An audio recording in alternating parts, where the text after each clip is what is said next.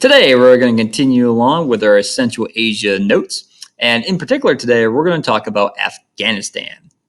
And Afghanistan has been important in American politics a few times, one more recently and one a little bit before that. Let's go ahead and make a bullet and write down Afghanistan. So, bullet Afghanistan. Now, after World War II, the two strongest nations after that war was the United States and the Soviet Union. Soviet Union is right here, all in red. So all this red area is the Soviet Union.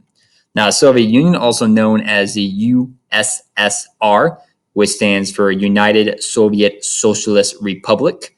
Now, the Soviet Union, after World War II, they were having a lot of issues with the United States, and we had a lot of issues with the Soviet Union over territory, over competition with each other, over kind of control of the politics of nations in the world that we were trying to get involved with, even though we weren't, even though those nations, weren't us, but we were still getting involved in those areas. And we had a conflict with each other in which we spied on each other, and we were also funding people to fight against our enemies in various places. So, for example, during the Korean War, when North Korea invaded South Korea, the Soviet Union gave the North Koreans weapons and money. When Vietnam invaded South Vietnam and we got involved in trying to stop North Vietnam from taking over South Vietnam, Soviet Union gave the North Vietnamese money and weapons. So, in both times that we were involved in wars in Asia, the Soviet Union gave money and weapons to the people that we were fighting against. In 1978, the Soviet Union decides to try and invade a nation and take it over. And that nation is Afghanistan. What happens is that there's a Soviet Union supported consul. So basically, there are people living in Afghanistan, Afghans. Remember, Afghanistan means stand, means land up. So Afghanistan, home of the Afghans. In the case, there are several Afghan people who in Afghanistan had formed a consul and they had kind of seized power in Afghanistan.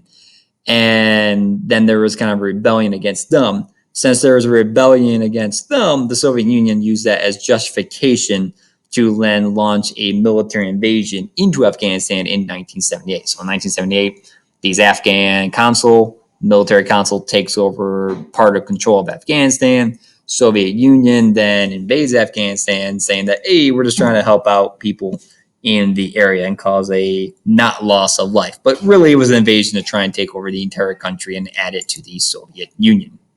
Let's go ahead and make a number one. Russian invasion, 1979. So not 1978, sorry. So 1978 before. Russian invasion, 1979. And 1978 is when that consul gets in there. 1979 is when the Russians invade. And this is a bridge in Afghanistan, and this is a whole bunch of Russian military personnel then coming over the bridge and then taking up positions into Afghanistan. Now, just like what the Soviet Union had done to the United States in both Korea and Vietnam and giving money and weapons to the people who were fighting against us, we did the exact same things to the Soviet Union. So when the Soviet Union was trying to take over control of Afghanistan, the rebels that were fighting against the Soviet Union, we gave them money and weapons to fight against the Soviet Union. Not just us, but also the Saudi Arabia as well. And we talked about how Saudi Arabia and us get along pretty well before. Go ahead and make a 2 and write down U.S. and Saudi support rebels. So both the United States and the Saudi Arabia were given money and weapons to the rebels in Afghanistan to fight against the Soviet Union.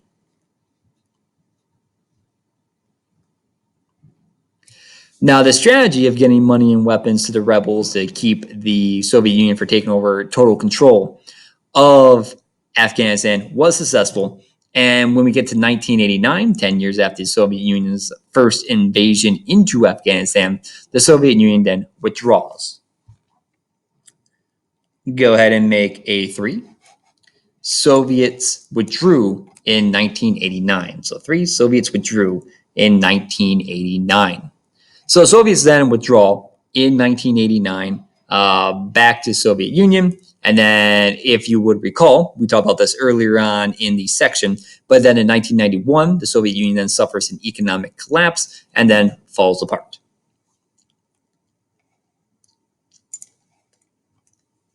However, not all was well in Afghanistan. So even though they spent 10 years fighting against the Soviet Union and eventually were able to kick them out, they still had some issues that they were facing.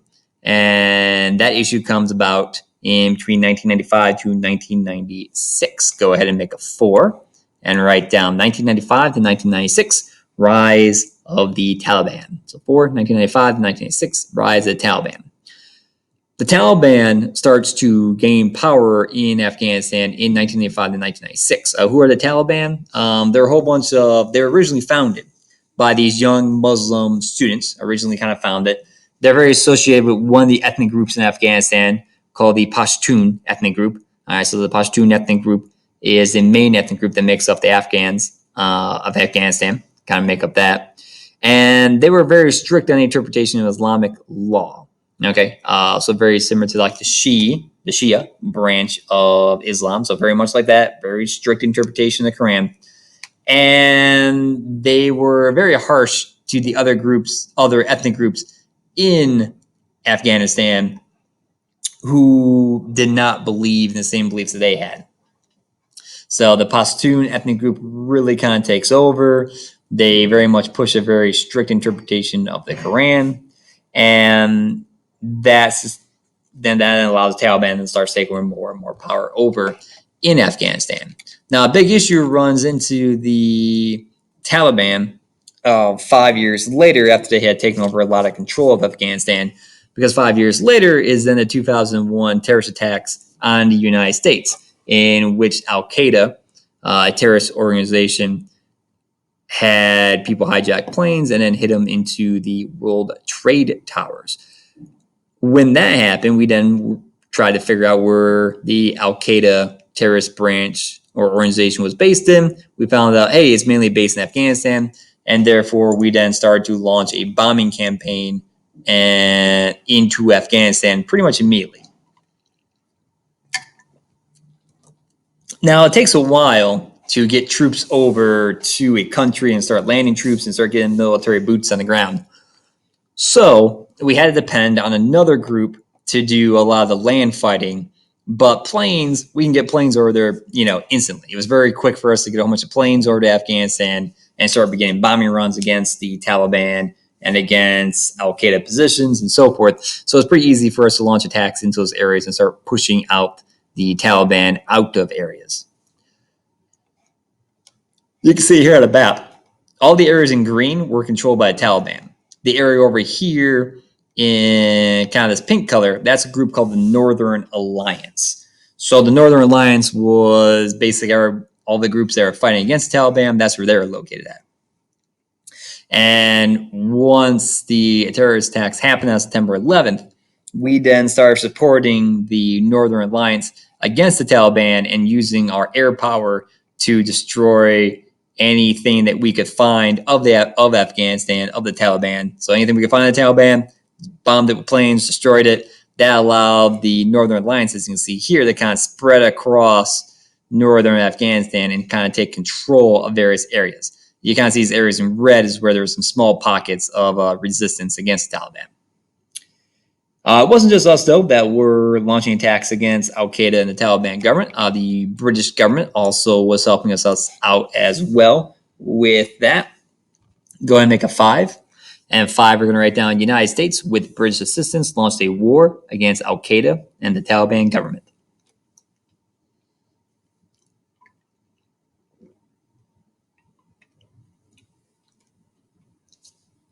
So once again, 5, U.S. with British assistance launched a war against Al-Qaeda and the Taliban government.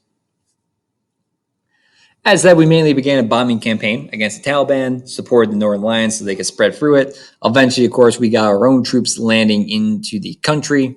And by the time we get to the end of 2001, basically 3 months after the 9/11 terrorist attacks, the red areas, the pink areas here, are all the areas that were controlled by the Northern Alliance. This kind of orange area here were areas that were controlled by other ethnic groups that rebelled against the Pashtun ethnic group. And down here was kind of the only place controlled by Taliban. Eventually, the Taliban will get pushed out of here once we get into 2002. We would end up pushing them out. There's still pockets of resistance and so forth against us and so forth. And we've had troops there for a long time because there's been a lot of issues there and such. A lot of the Taliban was then kind of over in this area here, kind of in this like Pakistan area. It's kind of where the Taliban went to and so forth. We still been having kind of issues with them and trying to push and trying to put down various issues that were going on. There's also been some issues too, because not necessarily the Northern Alliance want us there and so forth. They were glad to accept the help, but they didn't really want to stay in there like long term. But we kind of were there long term. They kind of pushed out the Taliban and keep the area secured. So that's caused some issues as well. Okay, well that is it for this section.